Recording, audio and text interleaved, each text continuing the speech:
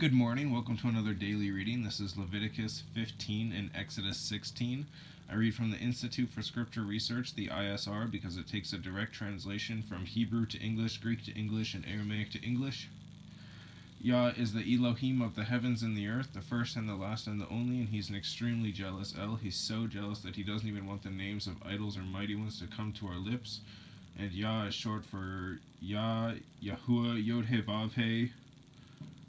Yahweh's close, but Yahuah is more accurate, I believe. It's like saying Daniel with an E. What is a difference and does matter is when people say that Phil, Bob, Sam, and Aaron are the same name, when no they're not, and no one in their right mind would ever believe that, and only a fool would believe that a hammer could force its creator to do anything. And there was no letter J in the Hebrew, Greek, or Aramaic text because the letter J is about 600 years old, while the son of Elohim, Yahshua, the Messiah, sweat blood, was brutally murdered on a stake, spent 3 days in Sha'ul in darkness and gnashing of teeth and fire, and was resurrected on the third day for the sins of all of humanity over 2,000 years ago. In a direct translation from Hebrew to English, Yeshua, which is short for Yehoshua, is Joshua, and the son of Elohim. In the son of Elohim's name, Yahshua, means Yah is salvation. Yah will save his people from their sins. The name of the Father is in the name of the Son. Leviticus 15. Excuse me. And Yahuah spoke to Moshe, Mosheh, and to Aaron, Aaron, saying, Speak to the children of Israel, YISRA'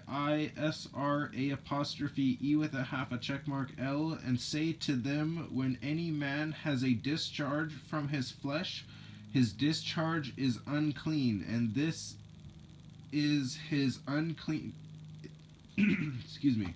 And this is his uncleanness in regard to his discharge, whether his flesh runs with his discharge or his flesh is stopped up by his discharge.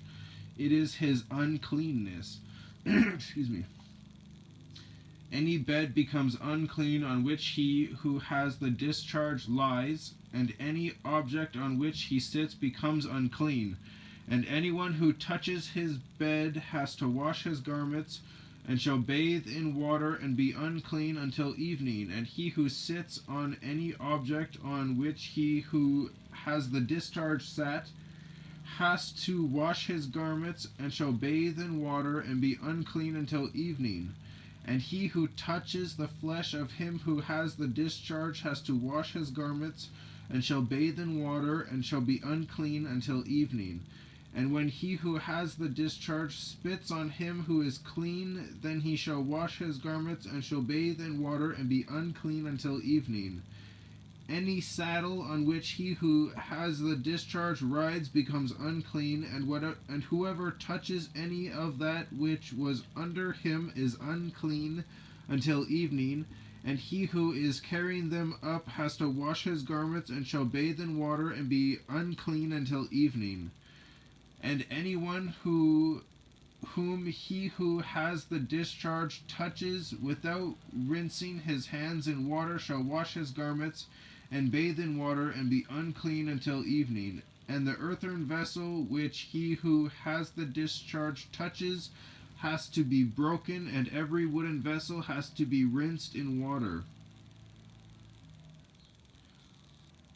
Okay, so I think an earthen vessel is just like clay or something like that.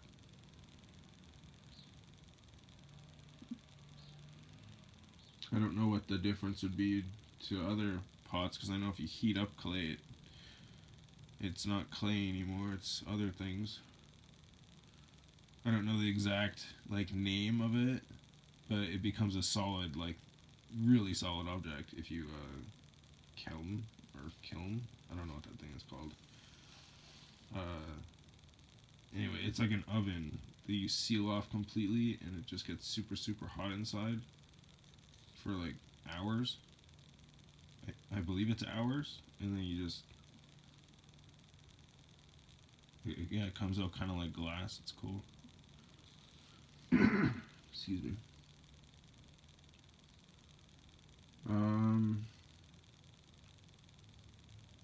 Yeah, and when he who has a discharge is cleansed of his discharge, then he shall count for himself 7 days for his cleansing, and shall wash his garments, and shall bathe his flesh in running water, and be clean.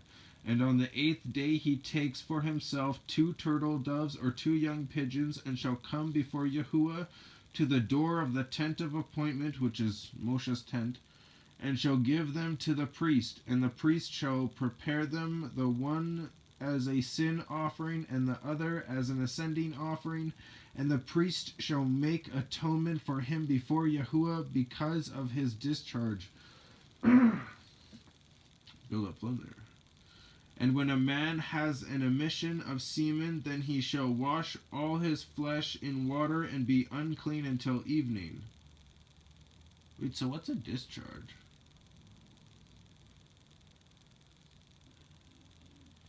Okay. And any garment and any leather on which there is semen shall also be washed with water and be unclean until evening. And when a woman lies with a man and there is an emission of semen, they both shall bathe in water and be unclean until evening. And when a woman has a discharge and the discharge from her flesh is blood, okay, I see. She has to be in her separation for 7 days, and whoever touches her is unclean until evening. And whatever she lies on during her separation is unclean, and whatever she sits on is unclean. And anyone who touches her bed has to wash his garments, and shall bathe in water and be unclean until evening. And whoever touches any object that she sat on has to wash his garments, and shall bathe in water and be unclean until evening. And if it is on the bed or on any object on which she sits, when she touches it, he is unclean until evening. And if a man lies with her at all, and her monthly flow is on him, oh, that's disgusting. Okay. Shall be unclean 7 days, and any bed he lies on is unclean. And when a woman has a discharge of blood for many days, other than at the time of her monthly separation, or when she discharges beyond her usual time of monthly separation, all the days of her unclean discharge shall be as the days of her monthly separation. She is unclean. Any bed on which she lies all the days of her discharge is to her as the bed of her monthly separation. And whatever she sits on is unclean as the uncleanness of her monthly separation. And anyone who touches them is unclean, and shall wash his garments, and shall bathe in water, and be unclean until evening. But if she is cleansed of her discharge, then she shall count for herself 7 days, and after that she is clean. And on the 8th day she takes for herself 2 turtle doves or 2 young pigeons, and shall bring them to the priest to the door of the tent of appointment. And the priest shall prepare the one as a sin offering, and the other as an ascending offering. And the priest shall make atonement for her before Yahuah for the discharge of her uncleanness. Excuse me. Thus you shall separate the children of Israel from their uncleanness, lest they die in their uncleanness when they defile my dwelling place, which is in their midst. This is the Torah for one who has a discharge, and for him who emits semen and is unclean thereby, and for her who is sick in her monthly separation. I don't know if that call her sick in her monthly separation, but because it's a monthly separation, why would you consider her to be sick? Anyways. And for one who has a discharge, either man or woman, and for him who lies with an unclean woman. Equality. Interesting.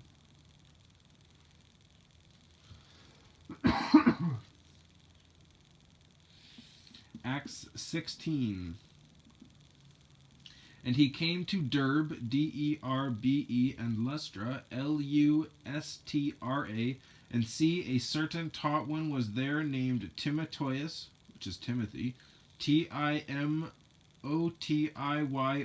the son of a certain Yehudi, so a Jew, Y-E-H-U-D with a line underneath of it, woman who believed but his father was Greek, who was well spoken of by the brothers who were at Lystra and Iconium, Ikonion, Sha'ul, who's Paul, Sha'ul, wished to have this one go with him, and he took him and circumcised him because of the Yehudim who were in those places, for they all knew that his father was Greek. The Yehudim are the only ones who stayed in power because they were the lawmakers.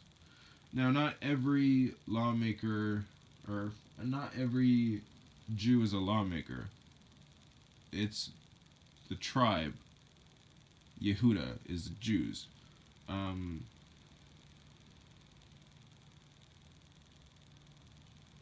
When this world decides to turn on Israel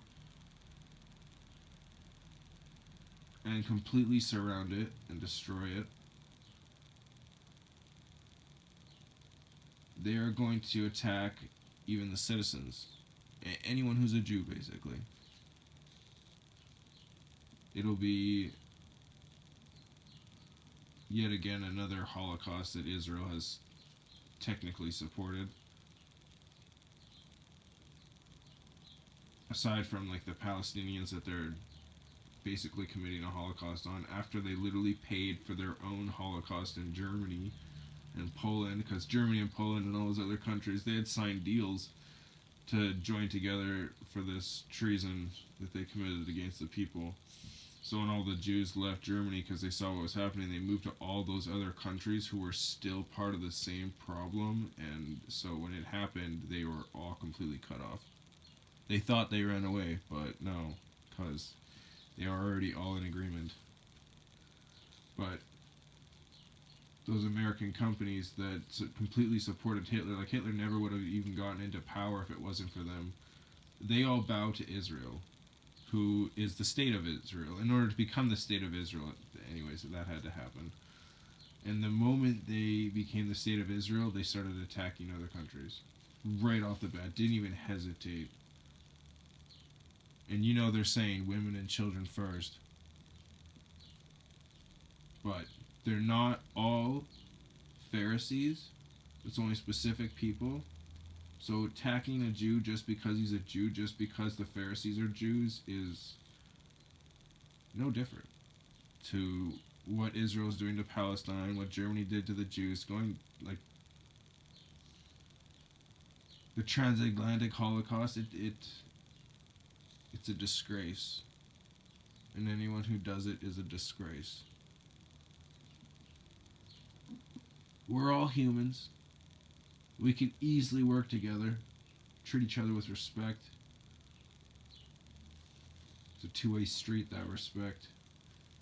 It's not, oh, if you don't give it the one time, then I'm just gonna, instigate the whole time. I'm not even gonna try to fix the problem because I'm a big crybaby, like the majority of people are. I wouldn't say the majority of people are like that, but a large number of people are like that. But anyways, let's get back to the word.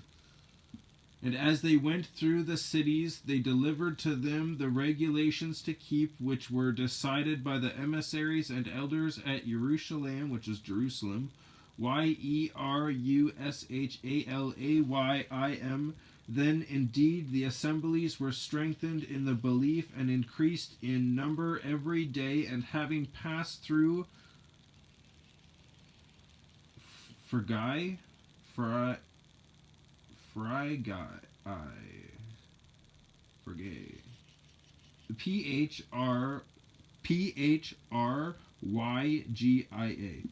and the Galatian country, Galatian country, they were forbidden by the set apart Spirit to speak the word in Asia, Asia.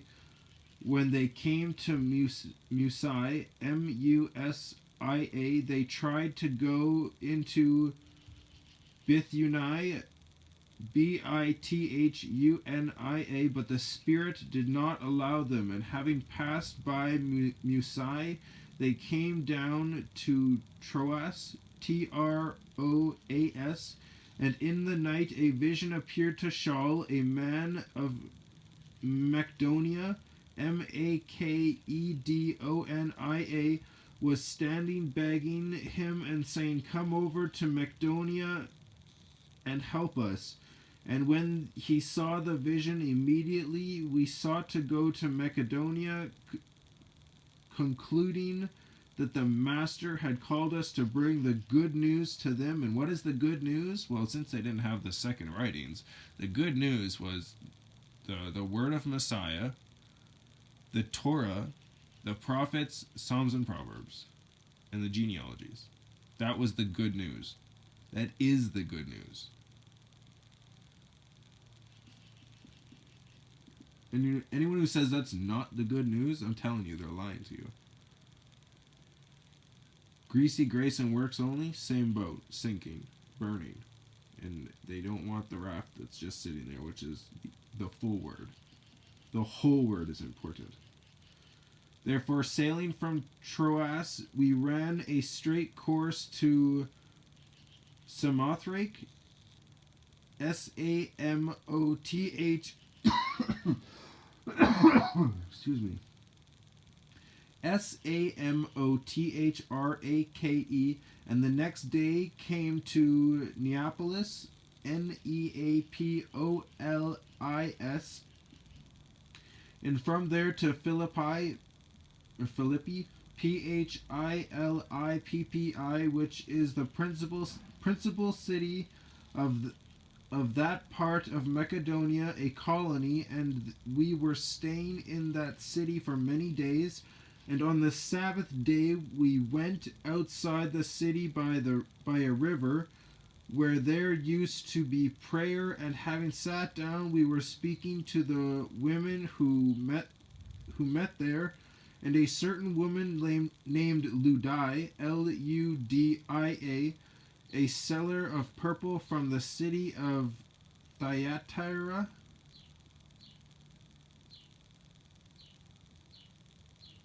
Thyatira. I am butchering these names. Please forgive me. Worshipping Elohim, was hearing, whose heart the Master did open to pay attention to what Sha'ul said. And when she was immersed and her household, she begged us, saying, "If you have judged me to be believing in the Master, come to my house and stay." And she urged us.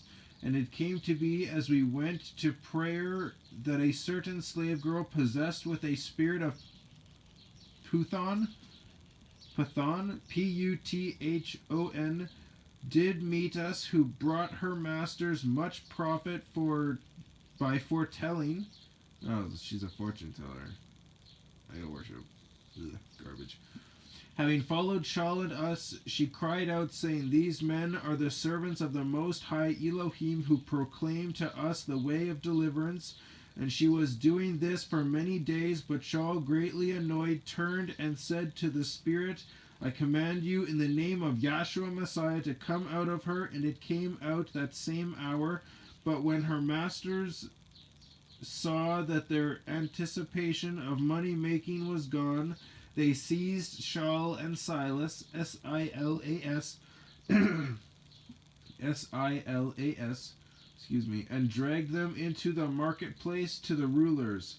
And having brought them to the captains, they said, "These men, being Yehudim, greatly disturb our city.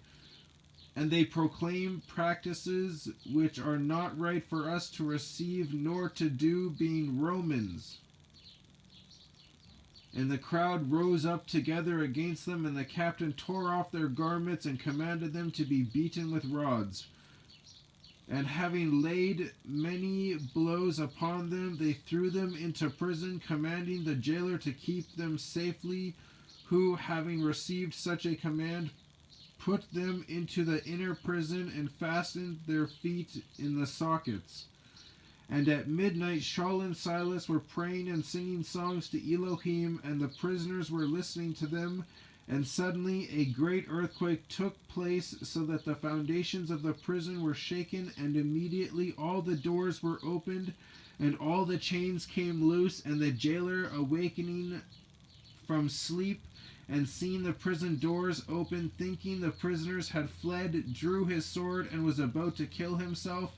But Sha'ul called with a loud voice, saying, "Do no harm to yourself, for we are all here." And asking for a light, he ran in and fell down trembling before Sha'ul and Silas. And having led them outside, he said, "Masters, what do I have to do to be saved?" And they said, "Believe on the Master, Yahshua Messiah, and you shall be saved, and you and your household." Okay, so if you believe, then you will do. That works together. If you believe, you will do.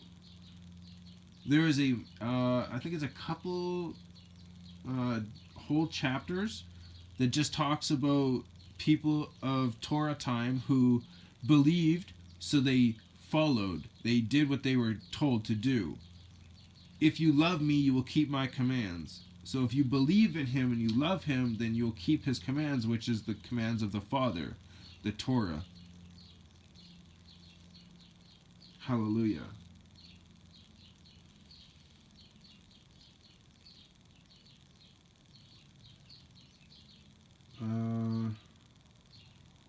And they spoke the word of Yahuah to him and to all who were in his house. Oh, and the reason why they said you and your household is because he's the head of his household, and his household will follow what he does. So if he believes in Yahshua Messiah as the master, and he follows the Torah, his family will do the same thing. So you and your household. But the household also has to follow. And they spoke the word of Yahuah to him and to all who were in his house. And taking them in that hour of the night, he washed their wounds, and immediately he was immersed, he and all that were his.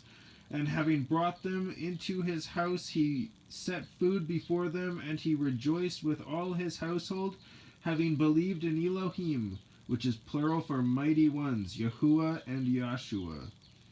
And when day came, the authorities sent the officers, saying, "Let these men go." And the jailer reported these words to Sha'ul, saying, "The captains have sent to let you go. Now then, come out and go in peace." But Sha'ul said to them, "They have beaten us publicly, uncondemned, being Romans. They have thrown us into prison, and now do they throw us out secretly? No, indeed. Let them come themselves and bring us out." And the officers reported these words to the authorities, and they were afraid when they heard that they were Romans. And having come, they pleaded with them and brought them out and asked them to leave the city. So coming out of the prison, they went to Ludia, Ludia, and seeing the brothers, they encouraged them and went forth.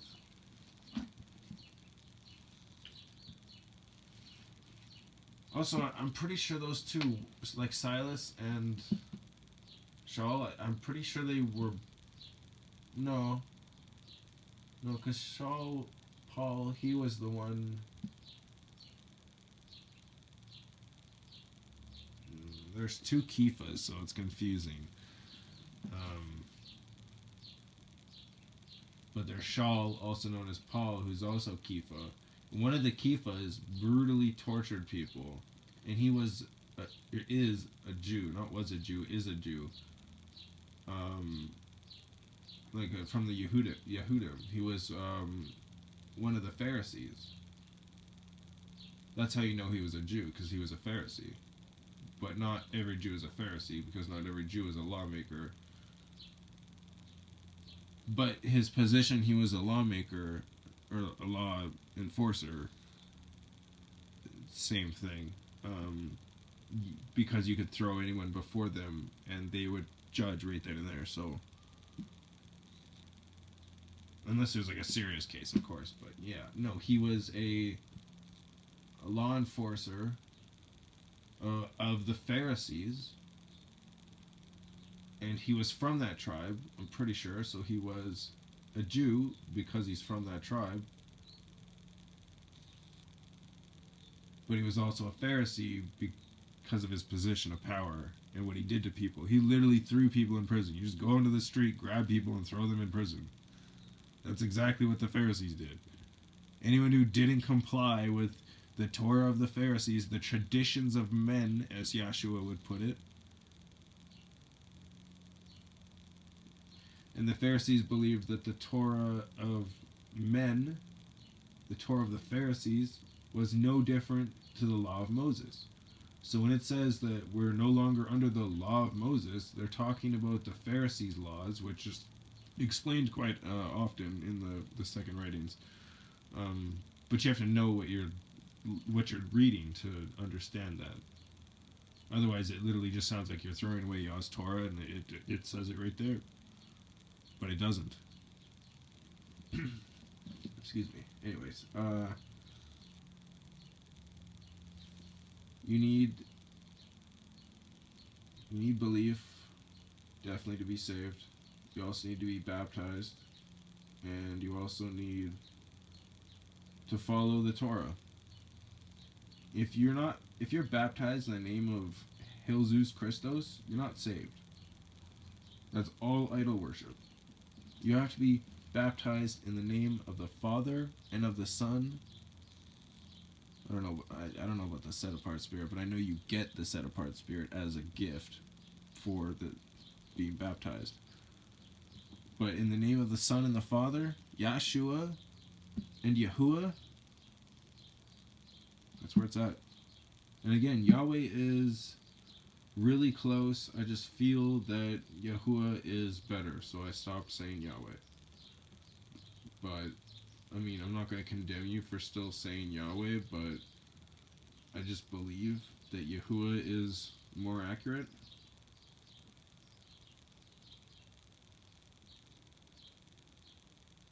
But yeah, anyways, I hope you enjoy your daily reading today. HalleluYah.